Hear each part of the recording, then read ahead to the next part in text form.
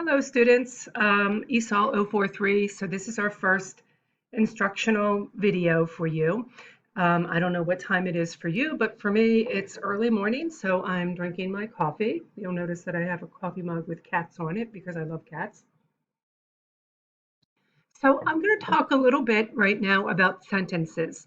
We have in class talked about simple and compound and complex sentences. So let's review our simple. So if we have the sentence, Daniel Tammet and Kim Peek are savants and also friends, this is a simple sentence. Why is it simple?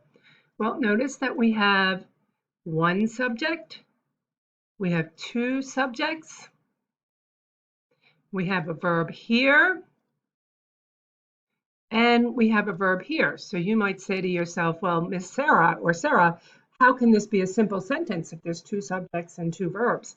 Well, it's a simple sentence because it's just one independent clause. There's no dividing it up. These two subjects are the subjects of both of these verbs. In order for it to be something other than a simple sentence, the subject must have one verb and then there must be another subject with a separate verb. So let's look at the next example to explain that. We'll look at the compound sentence. Daniel Tammet is fluent in languages, but Kim Peek has trouble communicating. This is a compound sentence. The first clue is the coordinator, which is but, and notice how it has the comma, because just because we have a coordinator does not mean it's a compound, but the comma tells us that it's a compound. Now let's look at the subjects and verbs. Over here we have Daniel Tammet is our subject. We have our verb is, but then over here we have Kim Peek. Whoops, I want to do a different color. We have Kim Peek, but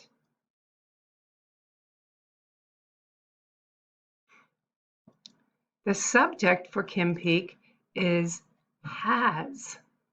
So it's a different verb. We have Daniel Tammet is, and then but Kim Peek has. This makes it a compound sentence. We have two independent clauses. Daniel Tammet is fluent in languages. Kim Peek has trouble communicating. Those are two complete sentences, but they're connected with a coordinator but. So, what is a complex sentence? A complex sentence happens when we have an independent clause, such as Daniel Tammet becomes anxious. Then we have another independent clause. He is in a store. But here we have the subordinator, when. When he is in a store makes this a dependent clause. So when we have an independent and a dependent, that makes a complex sentence. So let's go to your textbook. Turn to page 112 in your textbook. I'll give you a second to open up your book and look at page 112.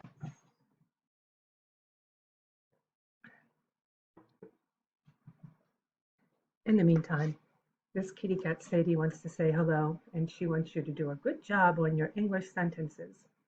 Go back to sleep, Sadie. She doesn't know what a complex sentence is. So, and you should now be on page 112 in your textbook. So first, let's learn about clauses. We've talked about clauses. We said that a clause is a group of words, and every clause has a subject and a verb. The student arrived late. What is the subject? Student. What is the verb? Arrived. Because she wasn't feeling well. What is the subject? She. What is the verb? Wasn't feeling. There are two different kinds of clauses, independent and dependent. Now, if you have two independent with a coordinator, such as and, but, or, so, for, yet, nor, that would be a compound sentence. But Let's look at the complex. The complex is a combination of an independent and a dependent. So the student arrived independent because she wasn't feeling well. That's our dependent clause with the because. Here we have the students had a problem because they did not want to write down their professor's email. The students had a problem is the independent because they did not write down their professor's email. Now, if the dependent comes at the end of the sentence, there's no comma. However, if we change the order and put the dependent first, there's a comma. Because they did not write down their professor's email address, comma, the students had a problem. Now we have different kinds of subordinators, which will indicate a dependent clause. Time subordinators, you've seen these before because you use them. After, when, while. Reason subordinators, as, because. Purpose, so that. Condition, if and unless. Now you have homework on Blackboard. I'm going to show you in a minute. What you are going to do is highlight the dependent.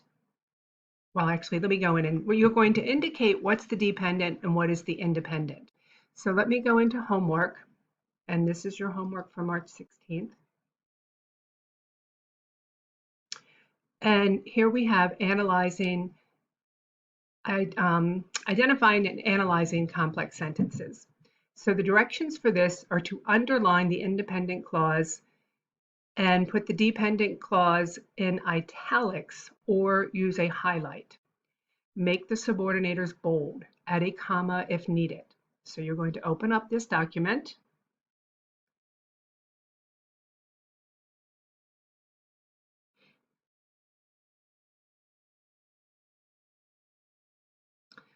And you will work here. So for example, you may decide you're going to put this one in bold.